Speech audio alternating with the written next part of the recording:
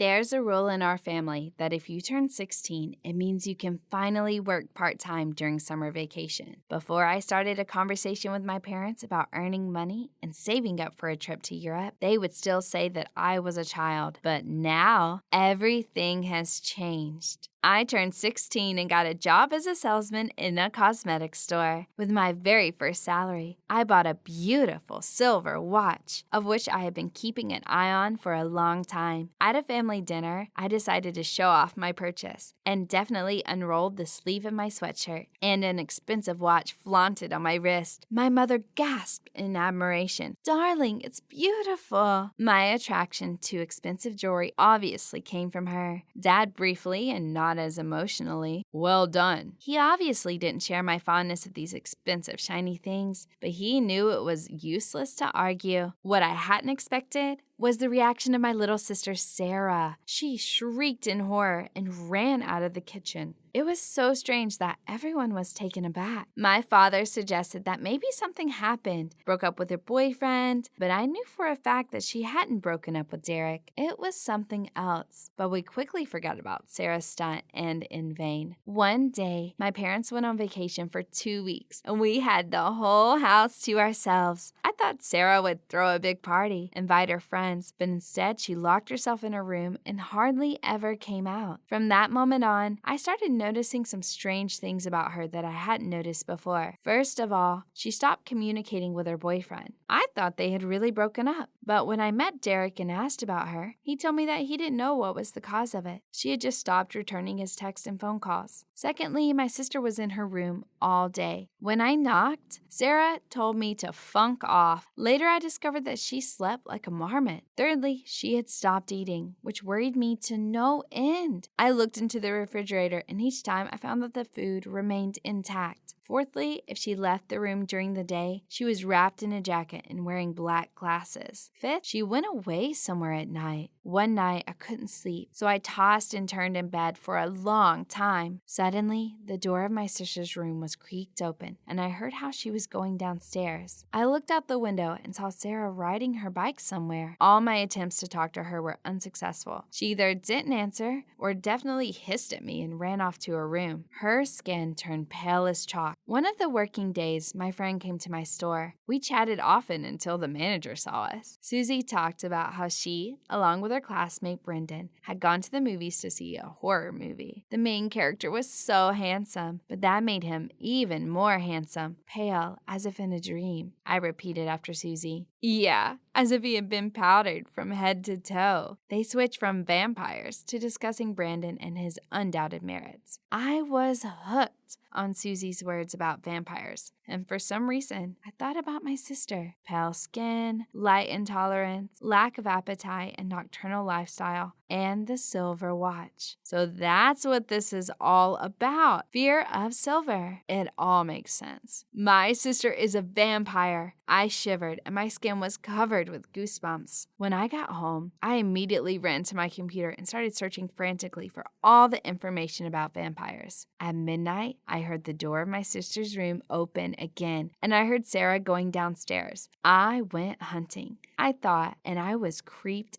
out. I read everything I could find online about vampires until 5 a.m. when I passed out from exhaustion. When I woke up, my head hurt and my body ached. My sister's a vampire. It was just a horrible, ridiculous dream. I got out of bed and looked at my watch. It was noon. After washing, I went to Sarah's room and turned the knob, and the door was locked. Nope, it wasn't a dream. My sister was hibernating again, escaping the daylight. No, I couldn't do it alone. I needed someone well-versed in this occult nonsense. The first person I thought of was Tommy. He was the chairman of the school's club and a straight-A student, and he somehow had come to school with a blaster, which made a lot of noise. He sure knows a lot about vampires. I texted Tommy to see if he wanted to meet me at a cafe. I didn't have to wait long for the answer. Tommy texted me almost in the same second, as if he had been waiting for this message his whole life. I wondered if I should tell Tommy about my sister and my suspicions, but I decided I wouldn't lie if it turned out to be a figment of my imagination. And Tommy started talking. What else would a person in their right mind think about something like that? When I arrived at the cafe, Tommy had already saved us a table. He looked happy and confused at the same time. He was obviously nervous. I sat down at the table and briefly told him all about my sisters and my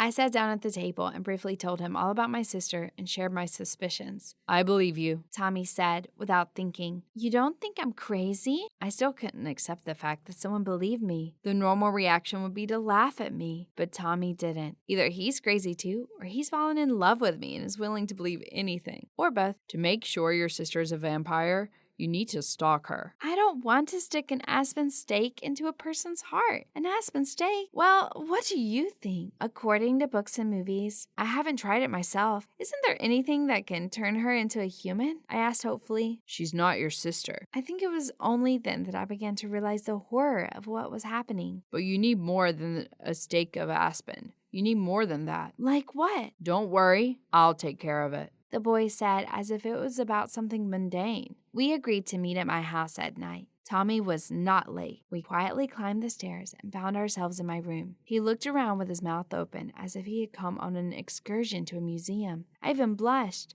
Good thing the room was dark and Tommy didn't notice. "Cool," he whispered, turning his head like a dummy. "Did you get everything you need, Tommy?" I tried to speak quietly. Only a thin wall separated my sister and me. "Oh yeah." He stopped staring and unzipped the backpack. I saw a young Van Helsing kit, an aspen stake, and a silver knife, obviously from Mother's service, an axe, several heads of garlic, a flask of holy water. Tommy never told me where he got it, and a mirror. "What is the mirror for?" I asked with a look of complete ignorance. "It's said that they don't reflect in a mirror." "Like a Dracula?" "Yes, exactly like Dracula." We waited until midnight, just like the other times. The door creaked open, and we heard the sounds of footsteps. I looked at Tommy and saw an unhealthy glint in his eyes. I didn't like that at all. Maybe I shouldn't have told him everything, but it was too late. We went down after Sarah. She got on her bike like she always did and went somewhere. I got on my bike too, and I felt someone put his arm around my waist. Tommy. I was taken aback by his impudence. I started to back away, looking around, and then I felt myself bumping into something. I turned around, and there was my sister standing in front of me. I screamed at the top of my lungs. Sarah screamed in surprise. Tommy burst through the door into the back room, holding a stake in one hand and a flask of holy water in the other. He ran towards Sarah and splashed the contents of the flask in her face. "What?" my sister exclaimed in bewilderment. "What's going on?" She looked at us in confusion as she wiped her wet face, and then we realized we were wrong. We had the same look, Tommy with a stake in his hand, and me with a silver knife at the ready. "We were trying to play a trick on you," Tommy said quickly. "Yeah," I confirmed timidly, and put the knife back into my pocket. "Are you out of your mind?" Sarah was red as a tomato. We didn't have much to say. "What are you doing here?" I asked her. "Working. Why can't you see?" She pointed at the Brandon apron with her finger. "But why at night?" "So no one could see me." Of course. Normal jobs require parental permission, and ours. I'm not even 16 years old. The whole puzzle came together. Just like mine. Turns out she'd been eyeing it for a long time too, and when she saw it on my hand, she couldn't stand it. She was angry at our parents for forbidding her to work part-time, and at me for buying an expensive watch and showing it off to Derek, her boyfriend, because he wouldn't give her one. This ridiculous story ended with the fact that we agreed to keep silent about everything. She about the incident, and I about her night job. Tommy seemed very disappointed with the outcome. I was incredibly glad that my sister was not a vampire, and we didn't accidentally kill her. Hi there, my name is Mona. Have you ever met a notebook man? I haven't met one either, but the fact is that I am one because different inscriptions periodically appear and disappear on my body. In fact, I was born like this. For some reason at first, doctors and my parents blamed everything on allergies, not seeing anything unusual in eruptions on my skin. That's why I was treated for allergies for a long time. But as you might have guessed, there were no results because I've never had any allergies. I remember very well when my mother first saw an inscription on my body. Although I was very small at that time, it was just one of the most vivid memories of my life. It happened when I was playing, and my mother was walking by. She immediately shouted, "Oh my gosh, Edward! She has a mouse written on her cheek!" Then my parents looked at the inscription for a long time, took some photos of it, and filmed videos, and I couldn't understand what was happening. I was very scared and sorry that no one bothered to explain anything to me. The next time the inscription appeared on me, my My mother suspected my father that he was the one putting it on my skin intentionally just for hype. I don't know how she could ever think of that. Dad, of course, knows a lot about popularity, but not that much later. Doctors confirmed that the inscriptions and symbols on my body appear by themselves without anyone's help, and the reason for their appearance was considered unclear. I was scared every time because sometimes the inscriptions written on my skin look very strange. I can't see Mom wants to go to poison me and stuff like that. Then I got used to it. After all, you can't run away from yourself. It's not clear how, but the fame of my magical skin was rapidly spreading throughout the area, and soon everyone knew about me. At first, it didn't bother me, but then stories about me went beyond the boundaries of our city and state. That's when the real fun began. Some strange people began to crowd around my house, and at first it was not at all clear what they needed and why they were there. But then those people began to approach us on the street and asked us to tell us what the inscriptions appeared on my body. They said that this was a sign and that I was a kind of chosen one, and the inscriptions written on me were predictions. Oh, that was absurd. They simply didn't know if that was really true. Then I would have already learned to fly bathed in the volcano's lava and spent 2 hours on the ocean floor without air. However, maybe everything just hasn't happened yet. Well, those are not my goals. Let's get back to those strange people. Their presence began to bother me very much. Because of them, I could neither go home nor leave it. Because the people who were always on duty had many questions for me. Will I get married this year? Will I buy an apartment? Will I go on vacation? Just crazy. And if you think that we didn't contact the police, then you are vastly mistaken. We called the police almost every day. Squads of policemen came and took my fans. But the next day, new ones came in their place. Such an endless circle. At some point, my parents and I were already so used to the fact that they were constantly waiting for me there outside the door, that these harmless people became an integral part of my life. So we stopped calling the police. A little bit later, I found out that they were not that harmless, so I was not out of the woods yet. One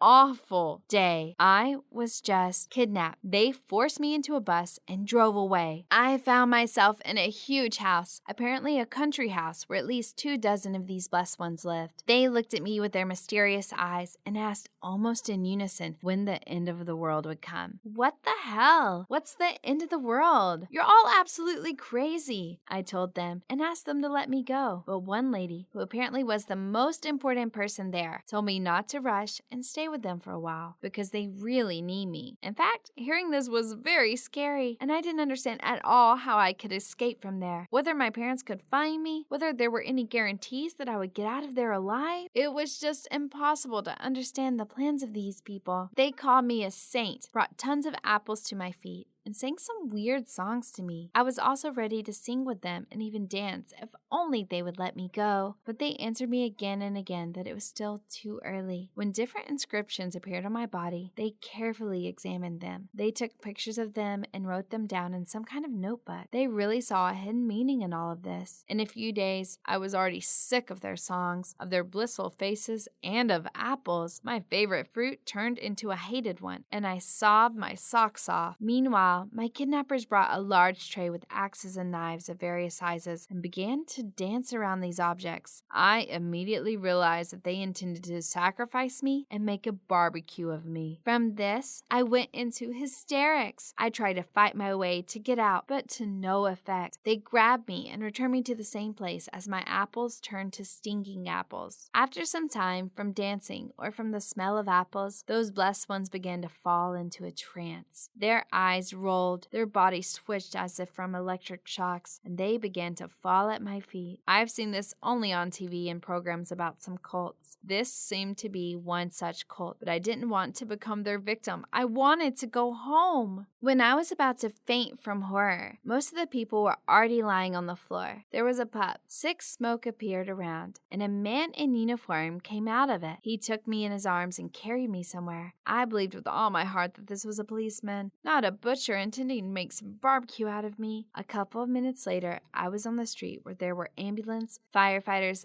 and a police car. They found me, and as it turned out, I spent 8 days as a prisoner of those sectarians. I became very thin during this time because they didn't give me anything to eat except for those damn apples. Some of them found out that I really love this fruit, so they all began to bring them to me as sacrifices. And as for that tray of sharp objects, The sectarians wanted to cut a whole ton of apples in front of my eyes so that I could bathe in them. They hoped that after the more inscriptions would appear on my skin and they could write their book faster. That's it. They really started it all to release a book with predictions from the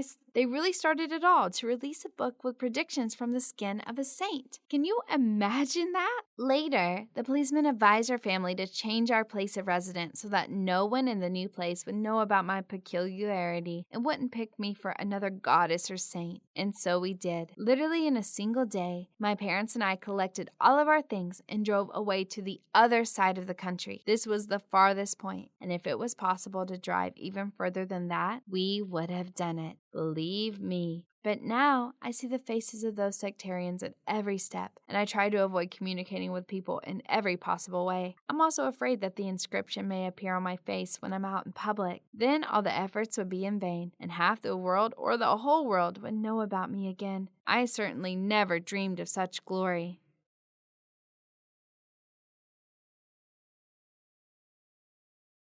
Hi, my name is Frankie, and I face a nightmare of many teenagers because my own soft toy began to spy on me. But this story originates a bit earlier, and now I'll tell you about it. In some ways, I'm not quite an ordinary teenager because I don't have any conflicts with my parents. Every day, many of my classmates tell stories they're forbidden to do something or misunderstood at home, and I've never come across anything like that. My parents hold the view that they should not only be my parents for me, but also friends. That's why our relationship sometimes impresses all my friends. I can talk with my mother all night long, as with my best friend, go fishing with my dad, or we can go on a small trip together without any boring moral teaching and rules. Truly speaking, in the midst of carelessness and fun, there's one big stumbling block: my grandparents. They raised my mother in severity and cannot calmly look at her own method of education. My parents say over and over again that I'm allowed too much and that I'll remain a child. They are also very wary of the fact that I have already committed relationships with my boyfriend, Kevin. Kevin is a very cool guy. He takes care of me. He's always ready to come to my rescue. And he also gives me gifts, and I really like that. We've been dating for a whole year, and we've never even quarreled. During this year, he recently fulfilled my dream and presented me with a huge teddy bear, which I immediately put on the window in my room. In the most noticeable place, I told Kevin that this bear would always be with me. The bear has been sitting at my window for several months already, but once I had a very sinking feeling as if someone was spying on me. The next time I was getting ready for bed, it seemed to me that the teddy bear was staring straight at me. I felt this look on myself for several days, and I was so tired of it that I put it in a closet. After that, I felt a huge relief, and the only problem was the arrival of my grandparents. That evening, when the moral teaching was over and my grandparents went home, I decided to call my friends to watch TV shows all night long to discuss problems and gossip. When the party was in full swing, I suddenly felt a heavy, invisible look on me, so I immediately got goosebumpy. When I looked around, I saw that the bear was again sitting on the windowsill and barely covered with curtains. The look of that plush toy literally burned a hole in me and in my friends too. Like, it's not a big deal. I threw him into the closet again, and the next morning I decided to deal with the plush spy. To be honest, I was scared to open the closet. It seemed to me that this plush monster would attack me now. However, I overcame my fear, took out the toy, and examined it. Having felt something solid in the bear's head, I made a small cut, and together with the stuffing, I took out a small video camera. From surprise, I dropped the device out of my hands as if it had burned me. The camera was lying on the floor, and a red recording lamp blinked at the lens. Being shocked, I stared at the camera for several minutes, imagining what it had seen over the last few months. Then the shock was replaced by enragement, and I began to trample the camera out until there was just a heap of plastic left. I couldn't believe that someone had been spying on me all this time, all day and all night long. I thought a lot and came to the conclusion that I needed to find the one who had installed the camera. Of course, the first suspect was Kevin. Yes, we'd been together for a year, but it was he who presented me with this unfortunate bear. He also said that he He really wanted to become such a teddy bear to be with me every day. I was so offended by his betrayal that I burst into tears. Mom noticed this, but I wrote everything off for the torn bear, which I was extremely sorry for. I was very afraid that my parents would be furious with the news about the camera. That same day, I made an appointment with Kevin, and when he arrived, I threw the bear at him and showed him pieces of the hidden video camera. Kevin was stunned and confused, but it had no effect on me. Then I told him that I would contact the police if he didn't bring me all the recordings from the camera over the weekend. I gave the torn teddy bear to Kevin. Kevin had a very sad look, but at the time, I had no pity for him. All weekend long, I went out of my mind, imagining that the camera recordings were already distributed among all my friends or even throughout the school. The situation was deteriorated by my grandparents. Once again, they came to give me and my parents a lesson. Grandma asked where the huge bear had gone. I said that I gave it back to Kevin because we had a big fight. Grandma said that I can't even get my relationships under control. After the weekend at school, Kevin was the first who met me. He swore that he knew nothing about the camera and had no idea how it got inside the bear. Of course, I didn't believe him, although he spoke very convincingly. After all the lessons, I was going to go to the police,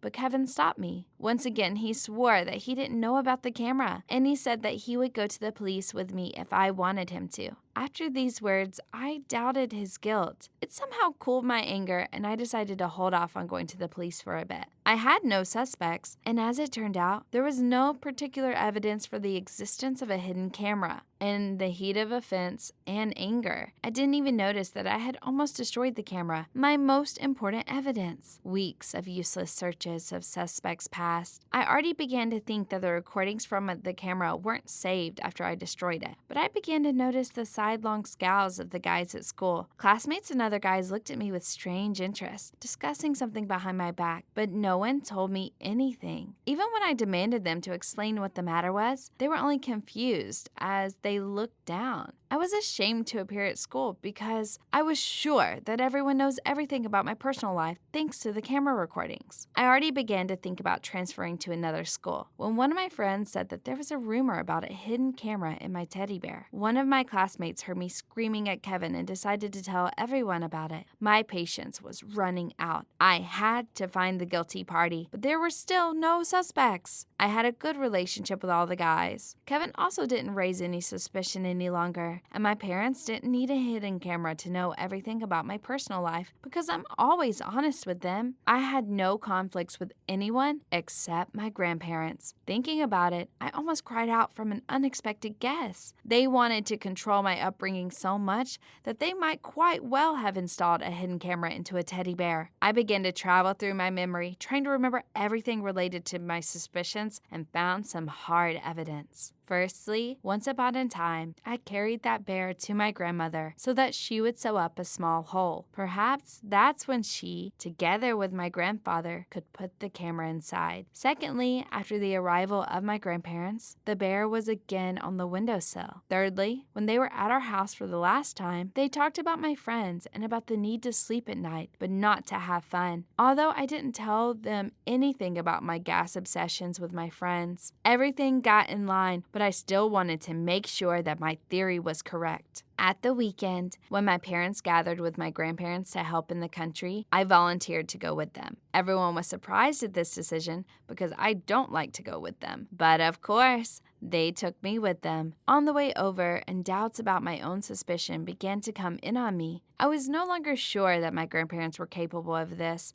for their own interest. The first thing I decided to do on arrival was explore the whole house, and my search gave results. I came across my grandmother's laptop on which she watches TV shows, but there were recordings from my room in one of the folders on the desktop. I grasped the laptop and then bore down on my grandmother on the way over. I noticed that in the storeroom there was a box from the same camera that was inside the bear. Directly with my parents, I showed my grandmother the laptop and demanded an explanation and an apology. At first, my grandmother refused to comment on this, but under pressure from my parents, she admitted everything. A serious scandal played out, and as a result, my grandparents agreed that they had done the wrong thing. After this incident, constant moral teaching was over, which my parents and I were incredibly delighted about. But this whole story with a hidden camera left a mark on my life forever. Until now, I can't feel comfortable in my own room. It constantly seems to me that someone is spying on me. And also my relationships with my grandparents went bad. Also, I stopped loving soft toys, seeing just a spying tool in them trying to get rid of this paranoia. I even visited a psychologist, but so far, the result is not as good as I wished it would be.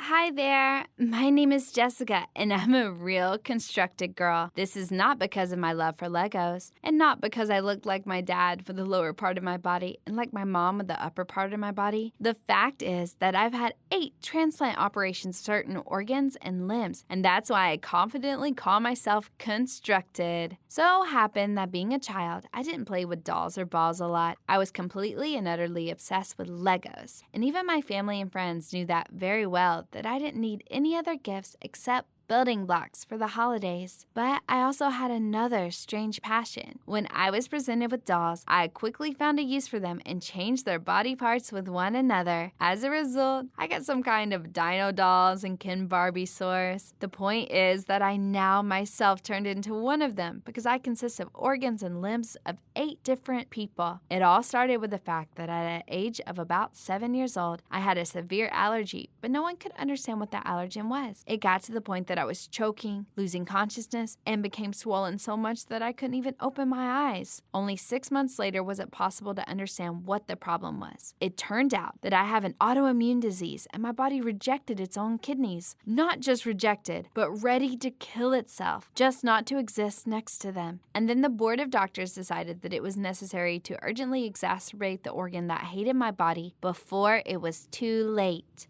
I couldn't live without kidneys, so I needed a donor. Doctors warned that the new organs may also not be taken, and then the consequences would be very sad. There was no choice anyway, and I had decided to take my chance. At that time, my dad was a kidney donor for me. The operation was effective, and I was sure that now I would finally be able to pick up the threads and this nightmare would be over. Well, that's how it was, but not for long, because about a year later, I started having new problems. I had another allergy, and it was obvious that the cause was somewhere inside me. Most of all, I was afraid that it was the rejection of the transplanted kidney. But during the examination, it turned out that the reality was no less terrible. My body began to reject its own liver. I had been sobbing all the time, and I was literally in despair because the period when a new organ is being taken is very terrible and painful. I really didn't want to go through it again. The doctor said that unfortunately there was no alternative, and again, there were risks that my body wouldn't accept the new organ, and ensured everything was about the same as last time. Neither my mom nor my dad were suitable as donors, but my uncle was perfect. Fortunately, he agreed to donate a piece of his liver for me without hesitation. Why? A piece? Because the liver regenerates well and builds itself up. Soon there was a second operation, and it took me about a year to recover. Yes, it was hell, but I did it, and was happy that I continued to live and see the world. But as you might have already guessed, the epic wasn't over yet, and soon I was by one transplanted an arm and a leg, a small bowel, and a pancreas gland. The doctors were surprised at how other people's organs became closer to me than my own, and the fact that a person is able to go through so many transplants operations at all. I was also shocked, but by something quite different. As you might have already guessed, after the kidney and liver, all the other organs were transplanted to me not from a relative donor, and therefore I would have to wait for them in turn for more than a year. This meant certain death for me. The fact is that my parents and I decided to immigrate to another country where organ transplant operations are easier and faster, and it's the country where I experienced the next 4 operations. You may wonder what a big deal that is. The fact is that each transplant operation cost an incredible amount of money, and if my parents were able to pay for the first one by selling all of our property, then for the next 3, we had no money at all. So we had to appeal to a charitable foundation, which opened fundraising for me. But I need hardly say collecting an amount with 6 zeros is not a quick matter, and such fundraising took at least 6 months. But not in my case. A certain anonymous person transferred money to the transplantations for me as soon as the fundraising started. One of the same people had paid for 4 operations, and I didn't even know his or her name. Try as I and my parents might, we couldn't find out the name of the anonymous person. Everybody answered that the benefactor asked not to be named. The employees of the fund said that they had never seen anything like it. Yes, there were businessmen who paid for part of the operation for someone or simply transferred a large amount to the name of the foundation and not for a specific person. But something like this, to pay for the operation to the same needy person 4 times and immediately after the fundraising was opened, is nonsense. It was obvious that either I was very sympathetic to the benefactor or something else. But at first, it wasn't very important for me because first of all, I was extremely grateful to him, just like my parents. Still, I wanted to thank him personally because I owe that person my life. Time passed by, and then I had already accepted the fact that I wouldn't be destined to find out the name of my Savior. About 8 months after the last operation, a new rejection started again. This time, my body rejected my eye cornea. It was scary and terrible because I was afraid to go blind. You almost lost your eyes 6 times and then you were bothered by your eyesight? You ask? Yes. I have already said that I love this world, and it's very important for me to be able to see. I'm a visual learner by nature, so losing my eyesight is more scary for me than losing my life. When the next fundraising was opened, the anonymous person again paid 100% of the operation, and soon I had a cornea transplant. The first few days, I had bandages on my eyes, and I didn't see anything, but my mother was next to me, so I was calm. However, one day my mother went home to get some things and didn't return for a long time. I was already beginning to worry when I heard that someone had entered my room. Those were definitely not my mom's steps, and I thought it was a doctor or a nurse, so I waited for when this person would prove himself. I heard when he sat on the chair opposite my bed. I felt his eyes on me. There was still silence in the ward, and I felt uneasy. Then I heard a man's voice, which began his story in a soft tone. 18 years ago, my daughter was born. I was flying high because she was my first child. 3 months after her birth, my wife, I, and our baby were traveling by bus between cities. Suddenly, our daughter stopped breathing. We started shaking her, slapping her back, but there was no result. Then my wife started screaming and asking for help from other passengers. Everyone was shocked and just stared while the baby was already blue. Someone said that there was nothing that could be done and we had to accept it, but we couldn't just give up. Then a car stopped next to the bus. A man got out of it and asked what was happening. When we explained everything to him, he grabbed the baby and began to carry out some manipulations on her, and a minute later, a miracle happened and she began to breathe. As it turned out, that man was my dad. He knew very well how to provide first aid and didn't get lost having found out that a child was in trouble. The stranger said that he wanted to thank him, but my dad refused outright and disappeared. After a while, this man became very rich, but he always remembered my dad who saved the life of his daughter. Then he saw a photo of our family asking for help and immediately recognized my father and began to help me without hesitation. In essence, my dad saved the life of this man's daughter, and he saved my life. It has been said well that everything in life goes around.